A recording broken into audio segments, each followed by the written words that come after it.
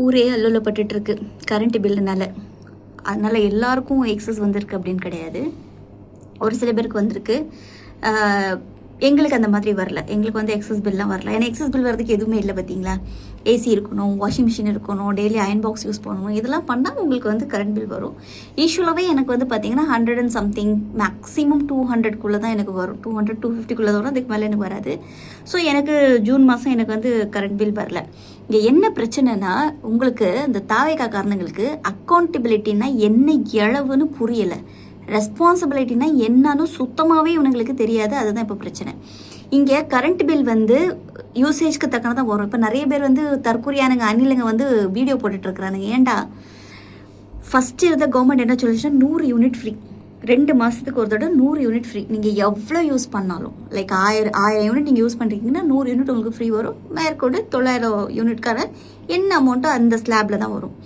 200 units நீங்கள் use பண்ணியிருக்கீங்கன்னா 100 unit free. 100 யூனிட்ஸ்க்கான என்ன rate வருமோ அது வரும். அப்போ 100 யூனிட்க்கு மேலே சராசரியாக போனாலே ரேட் சேஞ்சஸ் ஆகும். எக்ஸஸ் போக போக உங்களுக்கு வந்து அந்த யூனிட்டுக்கு ரேட்டு வேரியேஷன் ஆகும். இதுதான் விஷயம். இப்போ அண்ணன் வந்து என்ன சொன்னார்னா 200 யூனிட் ஃப்ரீ. ஃபஸ்ட்டு என்ன சொன்னார்னா மாதம் ரீடிங் எடுப்போம்னு சொன்னார். ஆனால் அது பண்ணலை. 200 யூனிட் ஃப்ரீன்னு கொடுத்தாரு. இப்போ என்ன ஆகிடும்னு பார்த்தீங்கன்னா அதுவும் 500 யூனிட் வரைக்கும் யூஸ் பண்ணுறவங்களுக்கு 200 யூனிட் ஃப்ரீன்றதை அவர் ரொம்ப தெளிவாக சொன்னார். அப்போ நீ 530 யூனிட் யூஸ் பண்ணாலும் உனக்கு 530 யூனிட்டுக்கு தான் நீ பே பண்ணணும். 499 யூனிட் நீ யூஸ் பண்ணியிருந்தேன்னா உனக்கு வந்து 200 யூனிட் ஃப்ரீ. 299 யூனிட்கான பேமெண்ட்டை நீ கட்டுவ. இதுதான் கணக்கு.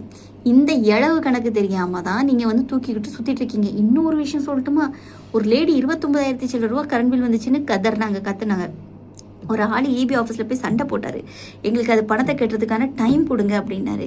இது எதுவுமே இல்லாமல் ஏன்டா உங்களுக்கு கல்யாணன்றதுக்காக நாங்கள் மொய் வைக்கிறதுல என்னடா இருக்குது அப்படின்றது தான்.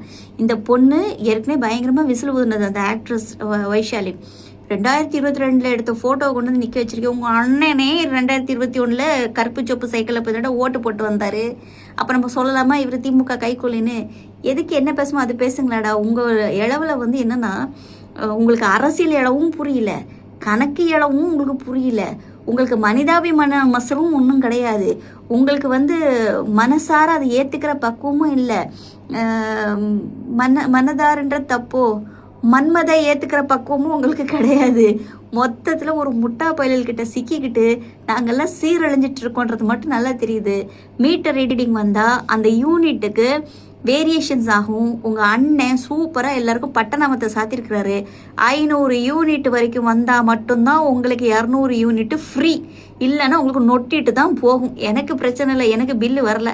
இன்றைக்கி எத்தனாம் தேதி? 14ஆம் தேதி. இப்போ நான் செக் பண்ணிவிட்டு வேணால் அடுத்த வீடியோ நான் போடுறேன். எனக்கு பில்லு இவ்வளோ வந்திருக்குன்னு. போங்கடா டேய்.